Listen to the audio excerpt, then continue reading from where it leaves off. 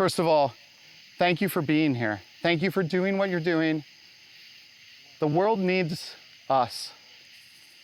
The world needs people that are a little bit crazy, right?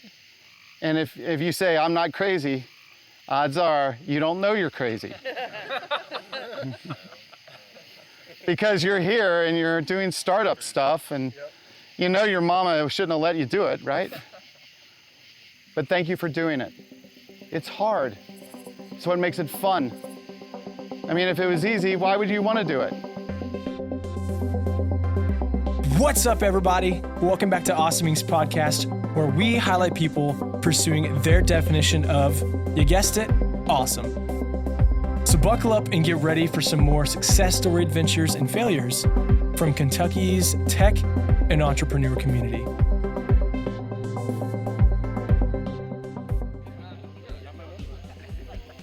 All right, guys, we are going to get started with our evening session. So our next speaker is Steve Huey, who I forgot to mention earlier. I don't think I mentioned it, but Elizabeth, our first speaker, was the 2017 Mentor of the Year in the Kentucky Entrepreneur Hall of Fame. Yay! It might help a little, but still very well deserved. And in 2018, our Mentor of the Year is Steve Huey. So Thank you. Some Hall of Fame mentors today. But Steve, I think, has led a session many times on this retreat.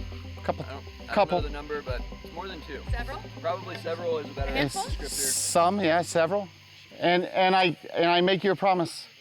Double my speaking fee guarantee. If you don't like my speech, I'll give you twice what I'm getting paid back. Everybody hear that? Let him know if you don't like it. A lot of money at stake. And actually, if you don't like either of our presentations from Elizabeth or Steve, we actually have a money-back guarantee from Awesome Inc. on the whole retreat. Very nice. No, Steve is an incredible mentor to the Kentucky entrepreneur ecosystem. Always look forward to hearing his talk. And you guys are very fortunate to have him here, volunteering his time for the startup community of Kentucky. It means a lot to me, and I know it means a lot to you guys as well that Steve and Elizabeth do this. So, thank you guys. Steve? Thanks. Take it away. Yeah, thanks. Well, thank you very much. Al, this is fun, exciting, and a little bit crazy all at the same time, which makes it perfect. Right? So, in 2008, my brother and I went to see my dad. My dad was doing fine. No one expected that a month later he would pass away. But something weird was happening with him, and he started giving away all his stuff, and for the first time he basically wanted to give us advice. And it is very interesting. My dad said, this is 2008, he said, God help you if the world changes as much during your lifetime as it did during mine.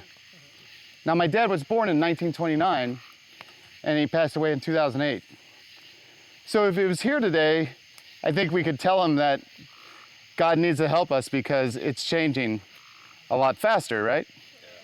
So what's funny is on the day he said this, it was a Sunday, and if you'd have picked up the New York Times, the Sunday edition, more information was printed in that New York Times than in the 400 years after the Gutenberg printed his first Bible. That's how much information hit the streets in the New York Times alone. Today, the sum of all technical knowledge is doubling in less than 12 months.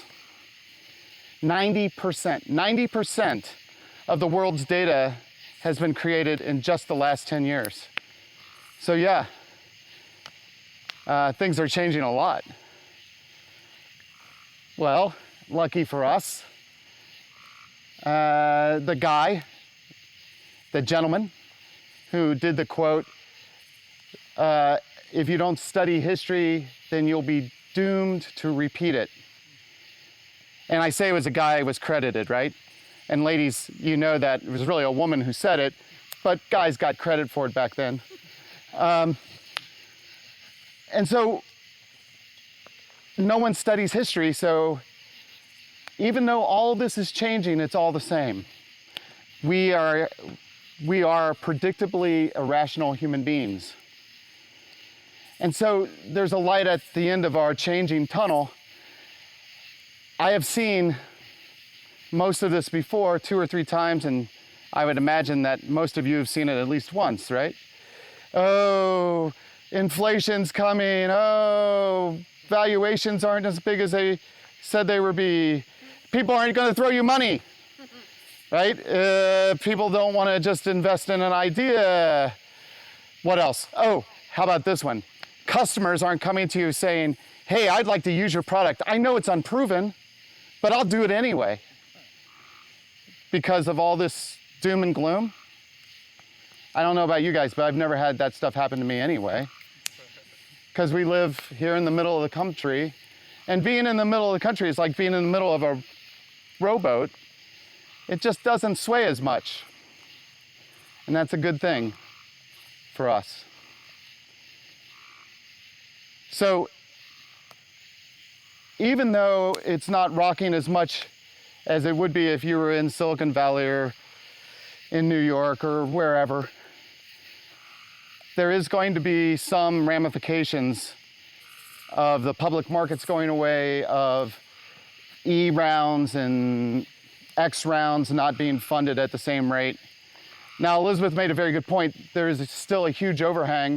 I mean, there's lots of dollars out there, but I'd like to convince you of, or tell you about 2 things that have been top of mind to me since a lot of this stuff has started to change. You know, the VCs sent out their presentations, and it's the batten down the hatches. All the crap is gonna hit the fan. Get profitable. You know, don't spend all your money. So there's 2 big myths. There's 2 big myths in business or in startup world that I'd like to talk about. So for all of you keeping track, that was the intro. So the first myth, business is really complicated. How many people really think this is complicated? It's easy. Business is easy. You make a product, you sell the product, you collect the money, you pay the people that help you build the product. Hopefully you have a little bit left over to pay the people that loaned you the money to build the product. And hopefully, after you pay them, you have a little bit of money left over to pay yourself. And you do it because you enjoy it. But business is actually much easier than that even. And you said, Steve, you're crazy. Yeah, of course I am. But there's 4 building blocks to business.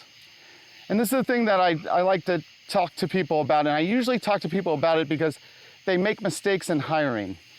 And the thing that we do that's the most expensive anymore is we don't build big factories. We rent space, that usually gets us into trouble, but we hire people. And then we have the wrong priorities sometimes. What I want to do is I want to talk to you about the 4 building blocks of any company, okay? There's 4 groups. There's people that sell your product, sales and marketing. Call that group 1. Let's say you're successful. There's people that service the customer and fulfill the needs of the product. That's group 2, that's operations. There's people that build the product. Think about that as the triangle. And then there's the 4th block is the foundation of a lot of it. I like to call it synchronicity systems. Now, that goes against my principle of keeping it really simple. Just call it admin systems. Financial reporting, your financial statements, the accounting people, the HR people, those people go in that group. But if you think about it as synchronicity systems, what are synchronicity systems supposed to do? It's supposed to keep us all going in the same direction, right? All right, so if you have those 4 boxes, and those 4 boxes, the people that do product are a little fulcrum. Sales and operations are the 2 little kids that sit on the teeter-totter. You always want sales to be the fat little kid, me, when I was little. And I know some of you are thinking, me now. I told Brian, I said, these shirts are great. They feel good, but they shrank right in the middle during COVID. Okay, so when you're building your company, you always want sales to overweight operations, and you want your fulcrum, the product people, to be just big enough to create a good ride, but not huge. And I've seen companies fail because they overinvested in product. I've seen companies fail because their operations team was never let the sales team get put their feet on the ground. And I've seen companies fail because there was no synchronicity systems or admin systems. You got to have the right amount of each. And I always say, hey, think about it as a teeter-totter and put me in the sales and marketing camp, even though you don't want me talking to customers or prospects ever, right? Because I'm bad at that. So business is not hard. If you think about these four buckets, you invest your time in these 4 buckets slightly differently given what stage your company's in. If you're pre-revenue, where do you think most of your investment is? I'm going to pick on somebody that I love. Matt, why don't you tell us? If you're pre-revenue, where do you spend most of your time, energy, and effort? Either product or sales. Product. Yeah, you got to build a product before you can sell it, right? So one of my best friends, he was the best man at my wedding, Eric Schreiner, was the CTO of probably every company I'll ever start ever again in my life. He always got mad at me. He's like, well, Steve, I'm doing all the work. I'm like, well, Eric, we don't have any revenue yet. We don't even have a product. You got to build the product before I can sell it.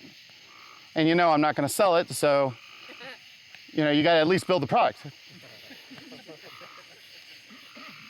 So I really emphasize, if you're 0 revenue to maybe 100K, and it's always different because it depends on how much your product costs and all that stuff, you really focus on the product, and maybe you also have some sales resources in there. Now let's say you get to 100K in revenue. You have to introduce that next bucket, which is the operations people, even if that's yourself. You guys spend some of your time on operations so that you can deliver the product to the customer and they get massive amounts of value. Now let's say you're in the top 4% of all companies in the United States and you make it over $1 million. Now your buckets are a little bit different. On your way to past 100,000 towards $1 million, you have to invest in administrative stuff. You have to have accounting. You'll probably need people to help you with human resources. And so that bottom thing comes in. And you make it past $1 million. Now you're spending more on customer support and customer service, less on product, because your product, if you're past $1 million, you might have achieved product market fit. Maybe you haven't. I've known a couple companies that got past $1 million and they're still trying to figure out what their product is. So you can see, if you just keep thinking about, there's only 4 elements like earth, wind, and fire. Yep, water. Thanks, man. You just bailed me out because I was like, what the hell's the 4th? I couldn't remember there, and I was like, I was about dying, and I was like, oh, geez, I forgot that one. So you saved me, and I appreciate it. So if you think about it in those 4 buckets, you're really just changing how much time, energy, and effort you as the founder / CEO are spending in those 4 buckets. Now, if we were in a nice, and this is a hint, air-conditioned room with a projector, I would have slides that would show this beautifully. but you're gonna have to use your imagination. And I'll. Steve, you were warned. I'm just kidding with you, man. I don't need the projector as much as maybe the air conditioning. Right? Can I have 2 volunteers? Anybody? Bueller, come on. Whoever. I don't have to pick you. Just come up here. You know I love this. You know I love you guys anyway, right? Okay, so here's what we're gonna do. This is a top secret. It's a top secret thing. No one listen. Okay. So here is my reason why. Please stay where you are if you can. Okay. This is hard, but I'm appreciative. So here's why I think that the minute you get the 3rd person in your company, you need to spend time on admin systems or synchronicity systems. Because if I promote having a meeting once every 90 days where you all come back and answer 6 primary organizational questions, which we can talk about later, but you do it because when you're going off, even these guys are really good. They're your best friends usually because they're almost co-founders. And even at this stage, if you don't come back together, if you come on back together and lock in on what your goals are for the next 90 days, it's gonna look like that. Now, let's say that, come back this way, we're gonna start over. Sure. Let's say you have good synchronicity systems, meaning you've picked out KPIs, goals, objectives, blah, blah, blah. You know what the numbers are. You get down and you answer the 6 key questions. Why do we exist? How are we going to win? What do we do? Who does what now? Who does what? What do you believe in? And there's always one more that I forget because I'm old. What do we do next? It's water. So now, reverse it. 3 steps forward, 1 step to the left and right. Okay. 1, 2, 3, 4. See, and this is the thing that I would say also happens. Even if you do this stuff exactly right, every 90 days, people are gonna drift anyway. And so you gotta bring them back together. Now this was my little side, it's a sidebar for this because I think this is one of the biggest problems that companies face even at a very young age. Thank you very much, gentlemen. I appreciate all your hard work. Thank you so much. Thank you so much. All right. Oh, hey, ho. Thank you, Steve. Yeah, you can't leave them hanging. All right, so that's my sidebar. Okay, so the myth number 1 is that business is complicated. It really isn't complicated. You got to work to keep it simple. People love to make it complicated for many reasons. If I'm a consultant, I want to use buzzwords because you're like, oh man, that guy's smart. I didn't know what that buzzword meant. What the hell's a KPI? Data room. Oh, yeah, data room. Data room was what the hell's a data room? Well, it's a fancy term that someone spoke once, and because you didn't hear it and you don't know what it is, I'm gonna act like you're stupid. Oh, I'm sorry, I was slipping into being an engineer. Engineers do this. They talk in acronyms. Who here is an engineer? And who here is normal humans? Yeah. Yeah. I love you guys that are engineers, and I do. But you use acronyms, I don't know what they are. I mean, I haven't coded since 1986. So the thing that I would encourage you to do during this time of craziness, which isn't crazy because it always happens, right? Every what? Every 10 years? Yeah, maybe. It looks like it's on that cycle. Is keep everything simple. Don't tell people what your KPIs are. KPIs are too complicated. What's your number that tells you the business is doing good versus bad? That's really what a KPI is. But have them. All right. So what about myth number 2? So myth number 2 is really centered around cash. No one's throwing cash at you, right? supposedly batten down your hatches. We're not going to throw cash at you. You're not going to have $5 billion to start your putting mustaches on images company. Yeah, I had the term sheet out. Elizabeth was about to sign, and then everything blew up. So the myth is really around there's a certain way you got to raise or build a business. And I'd like to tell you about my friend Dean. I love Dean, okay? One of my closest friends. Dean raised money from absolutely no one. He was a waiter at a restaurant, and he worked at restaurant at night and did his business during the day. So the story of Dean is a long one, but I'll tell you just two stories that I hope will shed light on Dean. So Dean was a subcontractor of a subcontractor for a company that was helping the Marines fix some of its technology. And they had 6 training helicopters, of which only one was working, and the other 5 were grounded because the radio system that they used to have all the trainees be able to talk and hear the instructor went out on 5 of their 6. 1 was still working.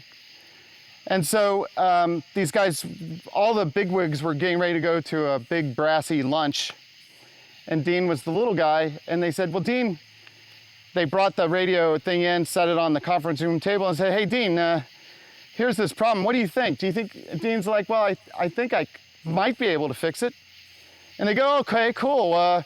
You're gonna need to take that back with you? He goes, no, just give me a screwdriver and I'll see you after lunch. And he had fixed it before they came back from lunch, and he won the contract, and that's what started his business. So that's how Dean's business got started. So Dean calls me, it was about 2 months ago, he calls me. Now, Dean is doing very well. He's been doing very well for many years. He never took any money, no investment. He worked as a waiter, et cetera, et cetera. So Dean calls me, he's like, oh, Steve, I got a big problem. You gotta call me back. And I'm like, oh shit, what's wrong with Dean? So I call him back, he goes, yeah, Steve, I got this problem. Do you think I should have black leather or brown leather for the seats in my new plane? Yeah, so he's a good friend to have. He flew me into Cuba, and we had a good time. Dean has a business that does regularly several $1 million a year. He pays 22 people to fix government hardware. One time I called him, I said, what's that noise in the background? He's like, oh, hold on, I'll turn it off. Oh, it's an F-15. I'm in South Korea fixing the avionics on an F-15. Cool. What'd you need? And I was just gonna see if you were available for lunch, but apparently you're not. Hey, I'll be back tomorrow. So Dean didn't do the normal thing. He didn't raise venture capital. He didn't get lots of investors. He kept his night job and he did it. And this is the thing that I tell you. There's many ways to build a company. You don't have to get angel investors to back you, to then go and get a true seed round that then goes to an A round, that goes to the next round, goes to the next round, etc.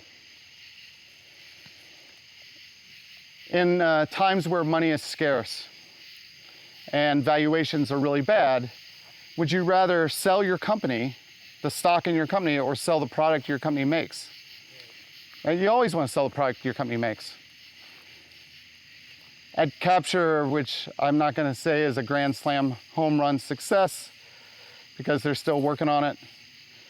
But at Capture, the first year our gross margin was 14%. So you can't really sell your way into investment dollars at that point because you're only getting 14 cents on the dollar. The next year was 50%. Now you can start doing stuff with that. if you're running your company and you're low on cash, what's the very first thing you should do? No more.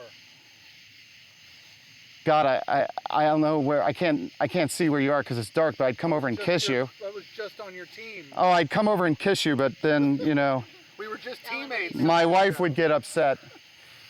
You sell more. I'll tell you this quick story.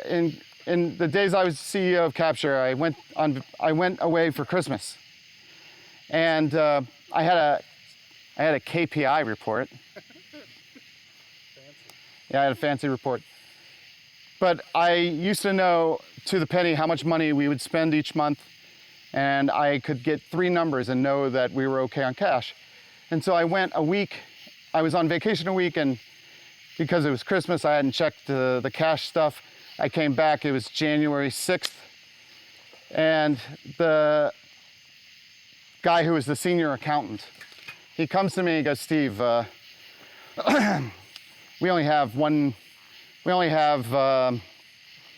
he gave me the number, and I'm like, oh my God, we only have that much cash? He goes, yeah. I said, are you sure? He's like, I could tell that he was sure because his face was totally white. And he was normally a very well-tanned individual. And I said, okay, well, double check it. And he went away, and I literally was like, I got to one knee, and I'm like, oh my God, I committed the worst sin in the world. I'm a CEO and I ran out of cash. Then all of a sudden, I realized that the number he gave me was actually worth 2 payrolls. I was like, oh, thank God, I got 4 weeks. I can do, yeah, we got it. Yeah, we got all we need. So then having 4 weeks of cash instead of just a week and a half, I said, well, what's our receivables? $1.2 million. I'm like, what? Who hasn't been collecting receivables? You collect $1.2 million, and that was enough cash for 4 months. So sell more, yeah, but collect your receivables.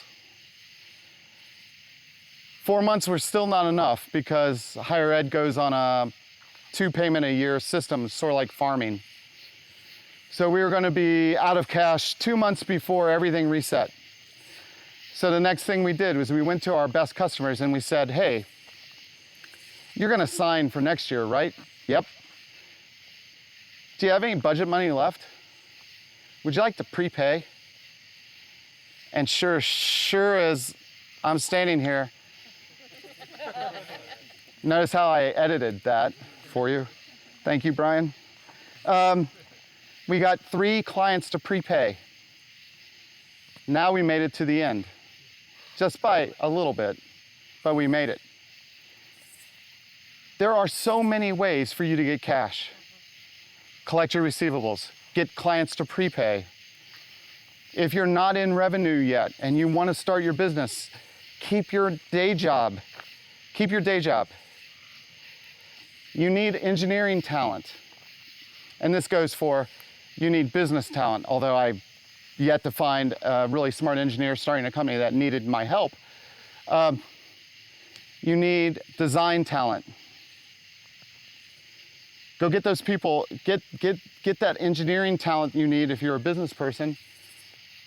Spend this very wisely, but find your co-founder and get them to work with you for free and get your first product. Get something sellable. Don't hire somebody. I know that sounds bad, but first try to use contract labor or outsource it. I happen to know this firm that does outsource engineering. So does anyone around the campfire have one sneaky, cool way to get resources for your startup without pulling out your checkbook that I have not said? Miss Elizabeth. So one of the cool things. Dare I say queen? No, please. So apparently lipstick sales are inversely related to the economy.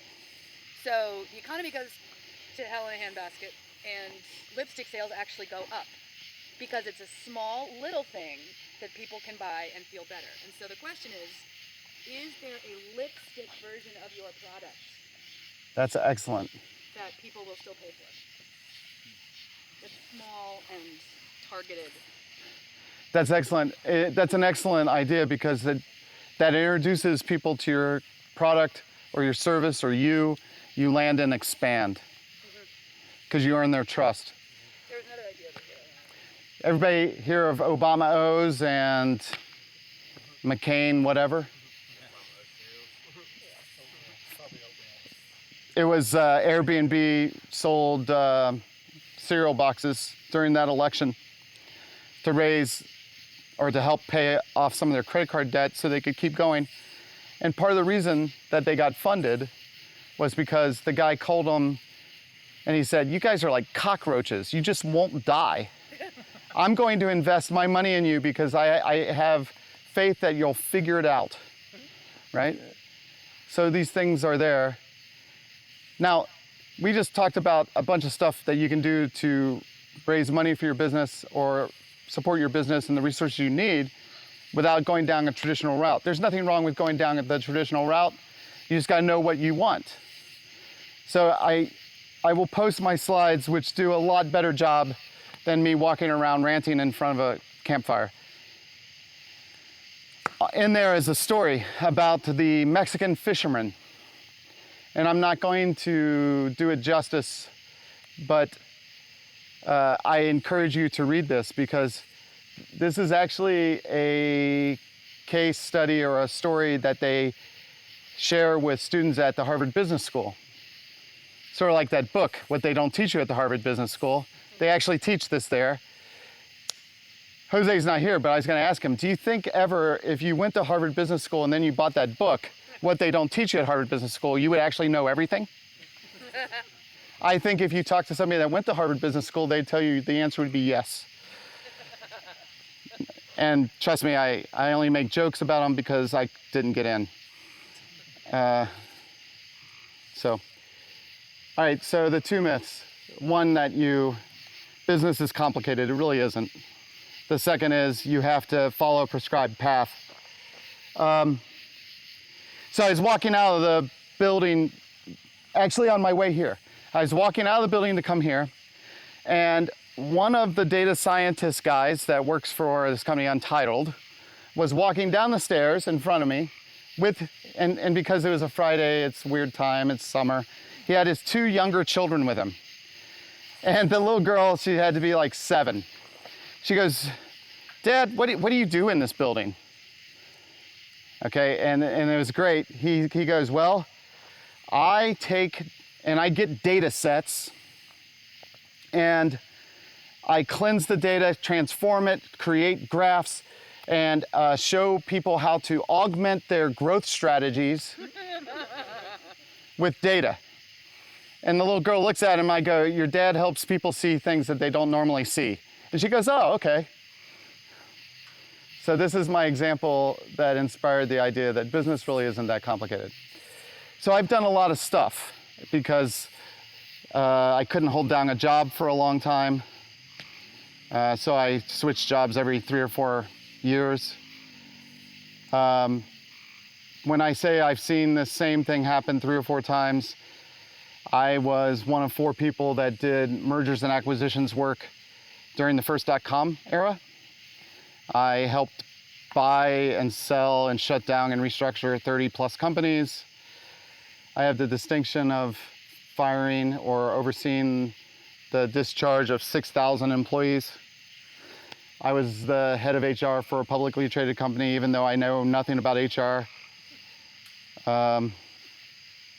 Since then, I've done product work. I started a software division for a major company. I've come to Louisville and I worked as, basically a real estate agent where I got hired to go in, change a startup and then sell it.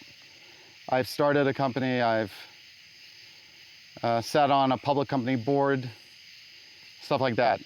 Now I say that because I'm certainly not bragging because, it's I have a checkered past of wild business experience. What kinds of questions or things could I help you all with if we said, hey, how about a Q&A session? Bueller? I got one. No, I'm kidding. Please go ahead. So if you haven't borrowed any money at all, and you have those three people that you just showed the triangle, and there's obviously room for improvement, but you know that three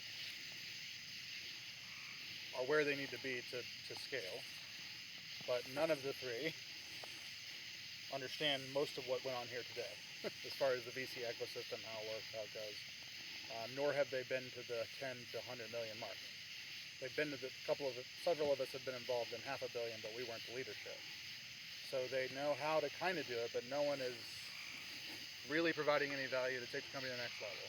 So how do I bring in advice, advisements, help without giving away trade secrets and equity? Without giving away what? Trade secrets and equity. I don't believe in trade secrets, so Okay. Well, I only believe in patents that relate to drugs, preferably really good ones. yeah, they get stolen anyway, so it's true. But Transparency you have to have. I get that. no, I'm kind of a little bit bad or harsh on that, and I apologize. I shouldn't be, but I've seen people that have come up and said, well, I own the patent for email circa 2002. And I'm like, really? I don't think so. So how do you bring people in without giving away the farm and being taken advantage of? Right. Yeah. So you interview people very carefully. You look for past experience. You get two opinions, not one. I will tell you that what you're describing is a problem that every company has, and it's a big problem. So there are two kinds of problems. There are people problems, and then there are problems with you, which I guess if you're a person, then that means there's only one type of problem, and it's people problems. Okay, there's two books that I think of when I think about solving people problems. One is The Four Agreements, which is an interesting thing. It's the only book. Amazing. It's the only book I ever got off the Oprah Book Club. Right? I mean, I love the book. I read it probably once a quarter. What was the name of that? The Four Agreements. I'll have it in my slide deck too. I read it once a quarter because it's only 138 pages. I have it on audio and I can listen to 2x, and there's a lot of wood flute in it, and I love jazz flute. That book is really good to help you figure out you. But there's another book that was written in the 1950s to help people sell more, and it's called People Styles at Work. It's a very simple view of people. It's not scientific. I had a data scientist not want to take the test. Steve, this isn't statistically correct. You know the sample isn't right. Yes, I do. Don't worry about taking the test. You're an analytical. But I mentioned that not to answer your question, but because I think it's interesting.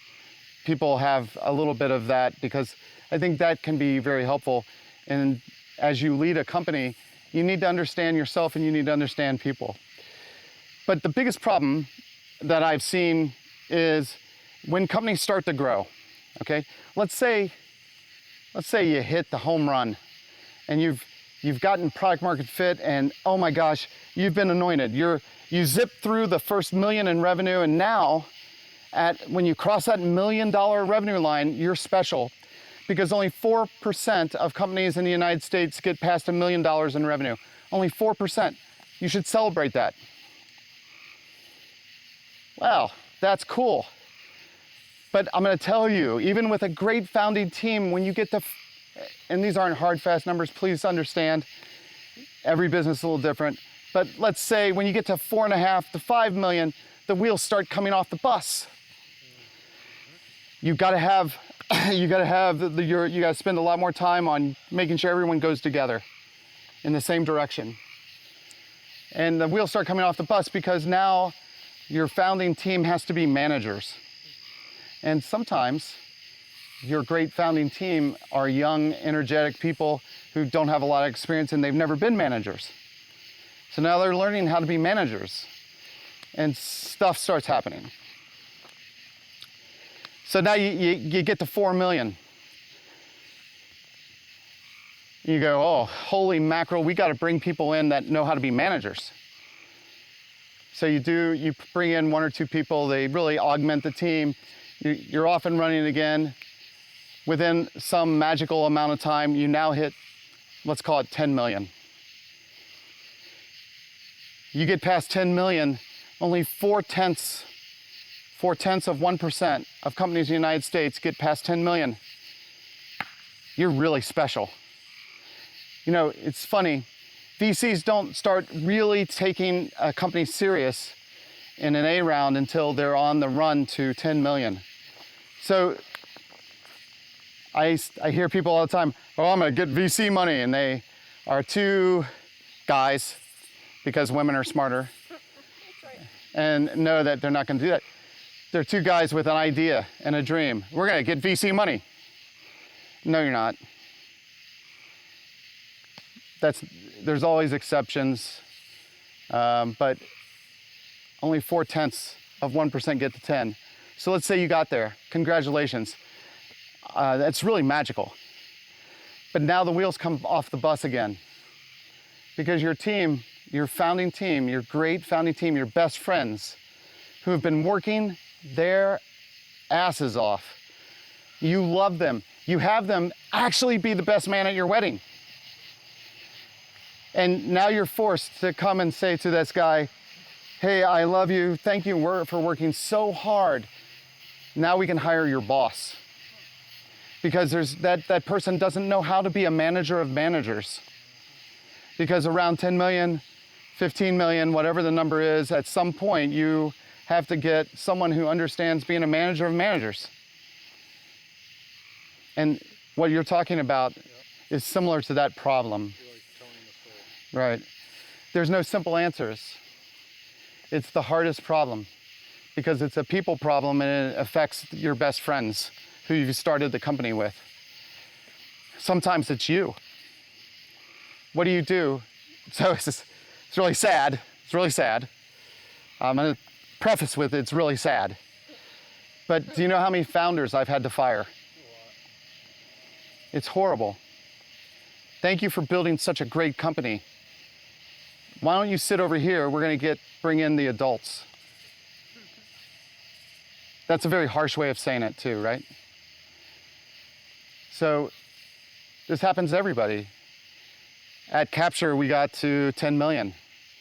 And I'm like, it's time for me to leave. First, and if you're a founder of a company, I encourage you to think about this. What do you enjoy doing, really? Do you enjoy building a company and being a manager of managers, a leader who stops inventing stuff, maybe stops inventing stuff, right? Your job changes holistically if you're the CEO founder. In my case, the company needed somebody that could talk to customers, not a product guy. And I love doing product. So you have to replace yourself. If you don't want to replace yourself, you have to change. You got to share the job and carve off things that you're doing right now. And you got to bring in people that can do it better than you while you take on the role and you skinny down what you do. So that's a 15-minute answer to a 30-second question. You've described 80% of what's going on. So. I'm sorry that I took so long. That's great. What else? Does anyone have any other things that are causing them pain? Or issues? I got a question. Yeah, thank you for speaking because I can't see anymore. You've talked a lot. All right, is this Chris Head from MobileServe? This is Chris Head from MobileServe. Dude, you're smoked meat is amazing. That was actually my question. Let's give it a hand for the It was amazing. No, I gotta tell you, he gave me a chicken wing early, and I was just like, oh my God. Go ahead, I'm sorry. You've talked a lot about making sure that you're going in the same direction as your team. Yeah. Because inadvertently, it's easy to, especially with co-founders, to go in opposite directions.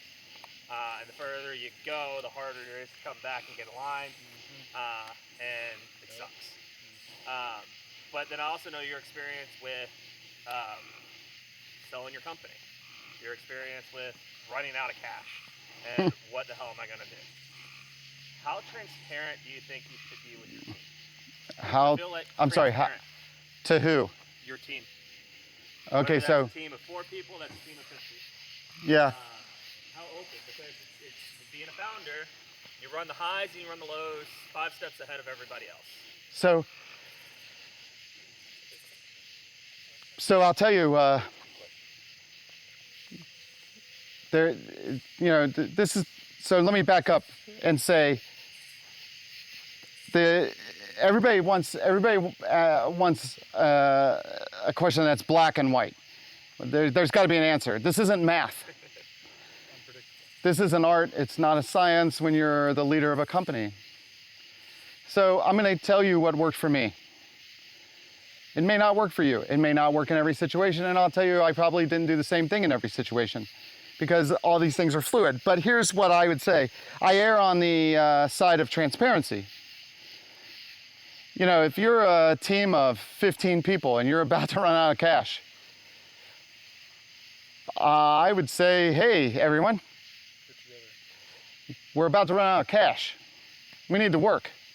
Now, there's this thing in the book Good to Great. It's called the Stockdale Paradox. And what it basically says is Stockdale was a prisoner of war in Vietnam. He survived until they were freed, while he saw many of the other people around him die. And the people around them that died either were, this is miserable, I hate this, I can't make it. I mean, you know, they're complaining about being a POW. Come on. That is a little sarcasm.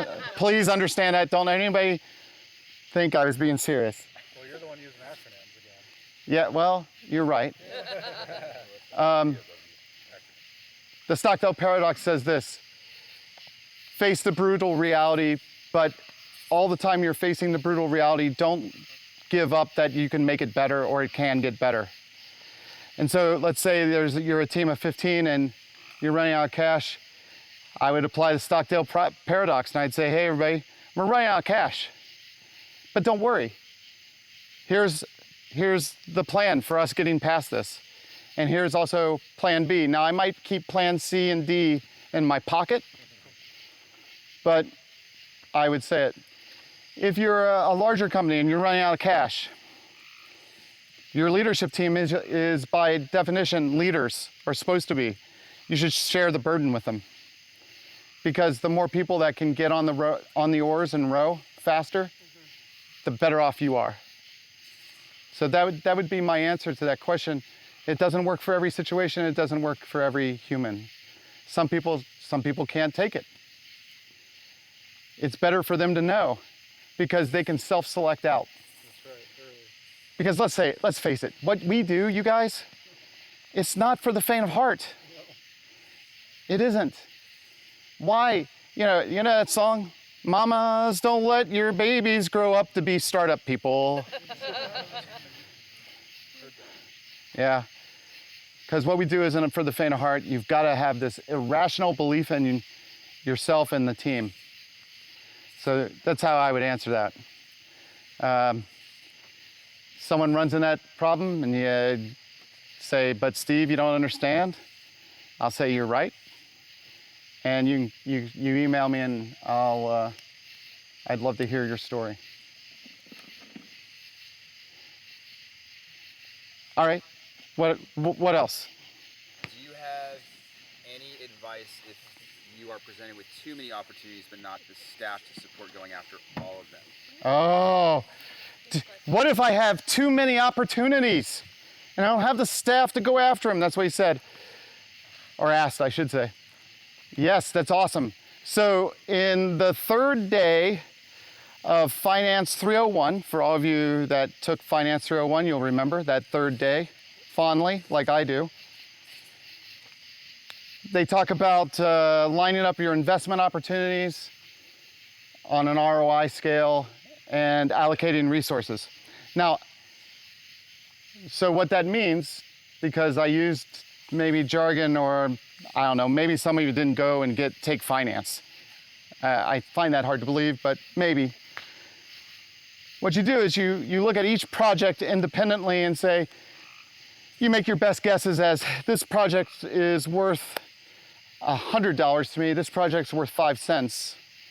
This project's worth $25 to me, but project that's worth $25 is really easy to do, and I'm sure it's gonna work.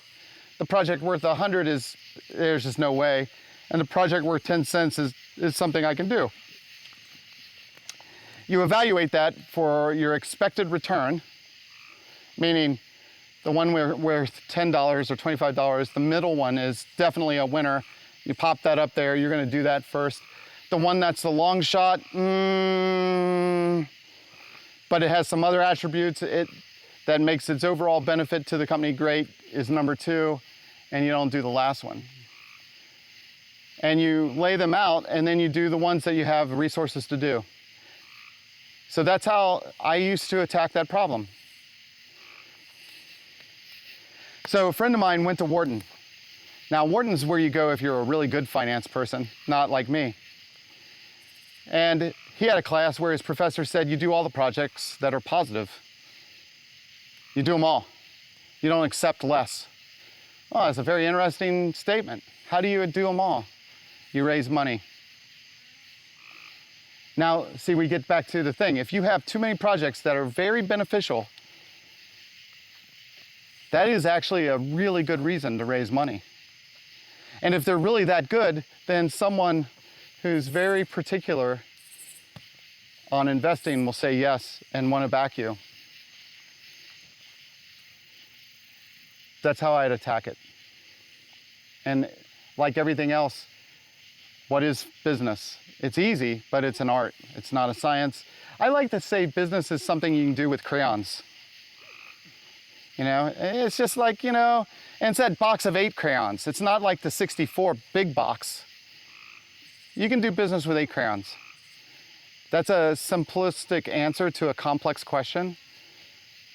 And I don't usually like when someone says that, simplistic answers to complex questions to me. So you can hate me later. And, but do try to think about it as far as expected return for your projects. And then one more thing I would throw in there, try to weight the ones that go along with the vision of your company higher than the ones that just make you money. Sorry, try to wait for those? Yeah. Okay. Yeah, because it would be better to, it sometimes is better to make less money on a project as long as it's square down the path of where you want to take the company in the future. But I will tell you, what's fascinating is I ran across one where they kept coming in doing these stupid one-off projects. I'm like, why are you taking these? This is not servicing e-com clients. And they're like, Steve, they're paying us $100K and it's gonna take us a week. I was like, oh, shit. So how many of them do you have? This is the 3rd. We got 2 more that they want us to do. Like, maybe we should be in that business. So mine's like a tweak on his, like, so what if you have a flood of opportunities, but your sales process is bottlenecked to one person who can close deals, and you have plenty of opportunities, but you don't have the money to build a sales team, and your channel's delivering? Like, how do you invest to replicate and scale the sales process if your sales process relies on one person? So I would tell you that if all those facts are true, you should have enough money to build the sales team. Yeah. So there's a fact in there that's twisted somewhere. Broken sales process, I think. Sure. That is holding you back. So you got to, I think one really important thing out of that question is, what's the easiest way to scale a business? Add people, right? That's also the worst way. By having money and people, or by having money, you would add people. Because it's easy. But it's like the worst way. If you add people to a broken process, what you get is even a bigger broken process, right? So you got to take time to iterate your business processes. Right? Yeah. I'm doing that right now. We have a little car company, and they've doubled their revenue this year so far, and scale breaks everything.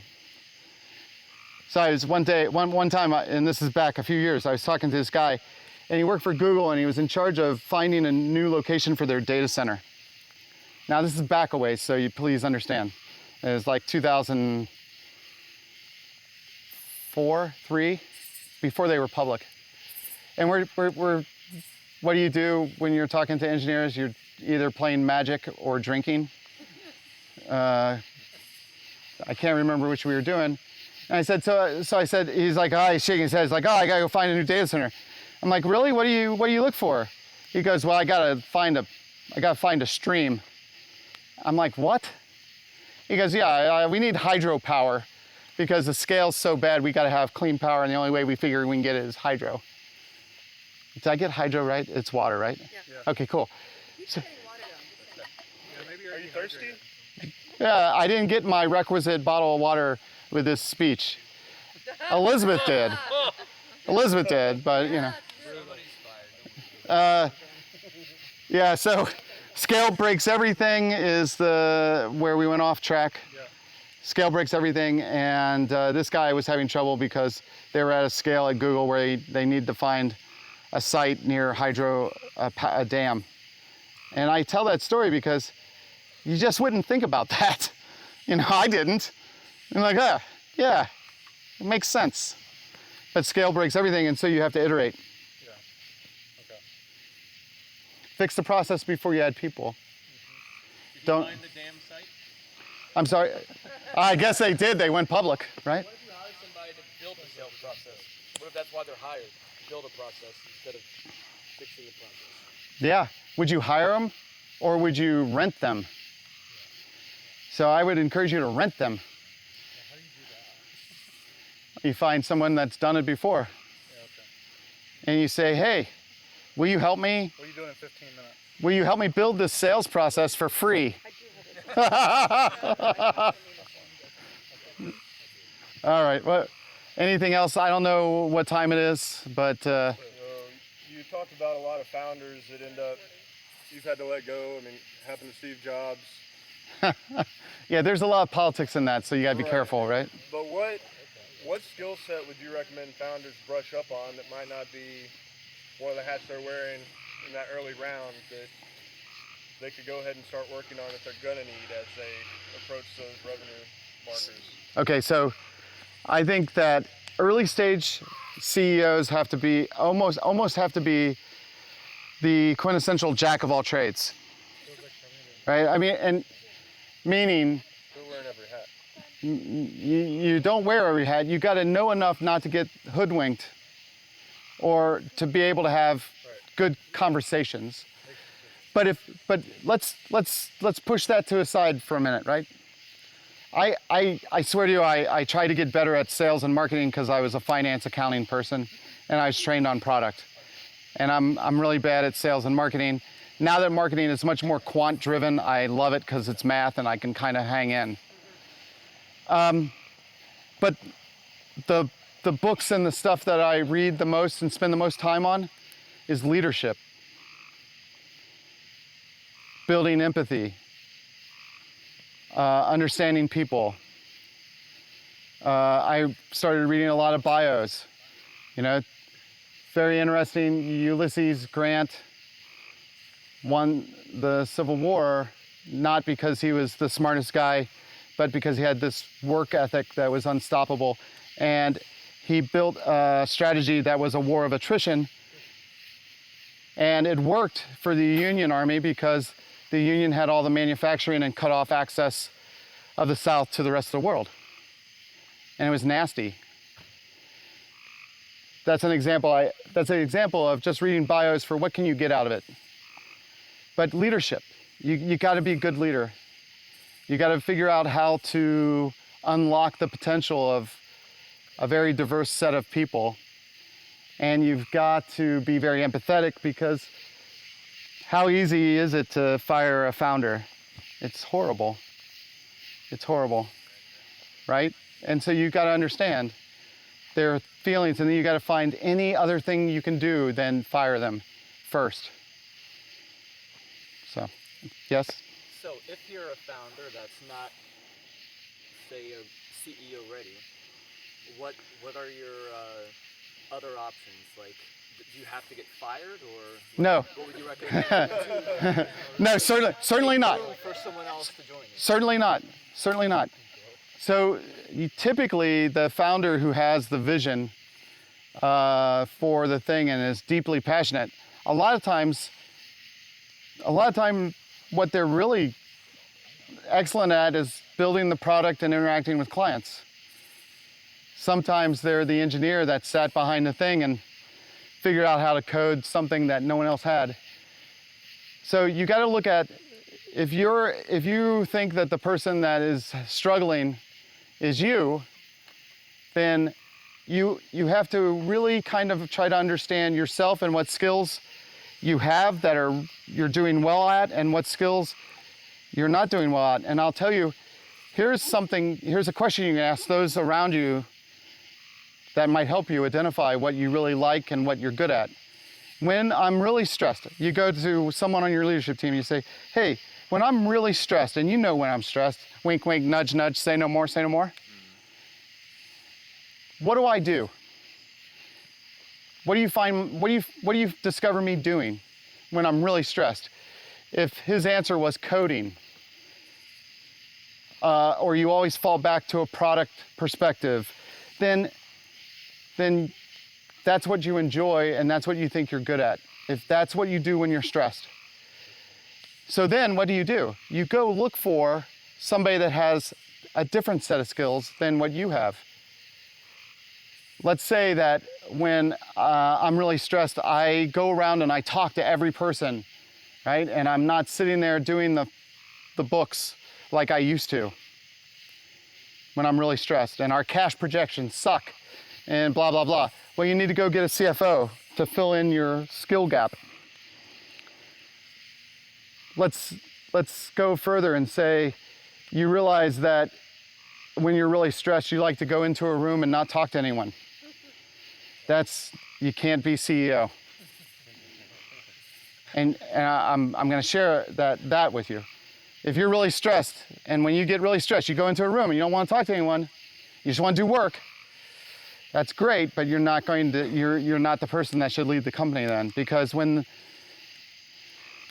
the going gets really rough, the person who's the CEO has to be out in front, leading the charge to overcome the obstacles. So look at your skill sets, find someone to augment them. Just because you're not the person standing in the front of the room doing crazy ass speeches, that doesn't mean you can't be CEO. I've known many CEOs who didn't get up and scream and shout and try to get everyone fired up. The head of sales did that, and the CEO would calmly come in after and do 2 minutes of chat and talk about the goals and the hard stuff. So this problem that I'm talking about is the biggest problem in the startup that's growing. I call it I actually have a name for it. It's the thank you for working so hard, now we can hire your boss problem, which is a sarcastic way of putting it. But it is one of the biggest problems for a growing company. All right, what else? You guys done? You done with me? Is it over? I will tell you this. I got 2 things to sum up before we leave, and I beg your indulgence for these last two things, okay? First of all, thank you for being here. Thank you for doing what you're doing. The world needs us. The world needs people that are a little bit crazy, right? And if you say, I'm not crazy, odds are you don't know you're crazy. because you're here and you're doing startup stuff, and you know your mama shouldn't have let you do it, right? But thank you for doing it. It's hard. It's what makes it fun. I mean, if it was easy, why would you want to do it? You could just go work for a big co, get paid your money, leave work on Fridays at 4:15, play golf, go to nice fancy dinners. Geez, that sounds pretty good. Okay, anyway, thank you very much for doing that. The last point is thank you for letting me be here. I get so motivated coming and spending time with everyone. It really helps me. It gives me extra energy and allows me to go face Monday. But I really do appreciate it, and I thank you. Everybody have a good night. Well, that's it, guys. Thank you so much for checking out this episode of Awesomings Podcast. And another quick thank you to Lee Rosevear and a few members from our community who provide the music that you hear in this show. Lastly, give us a follow on Instagram, Facebook, all that jazz. Or even better, come on down to our space. Come be a part of our community and get plugged in, and let's start something awesome together. You guys rock, and we'll see you next time.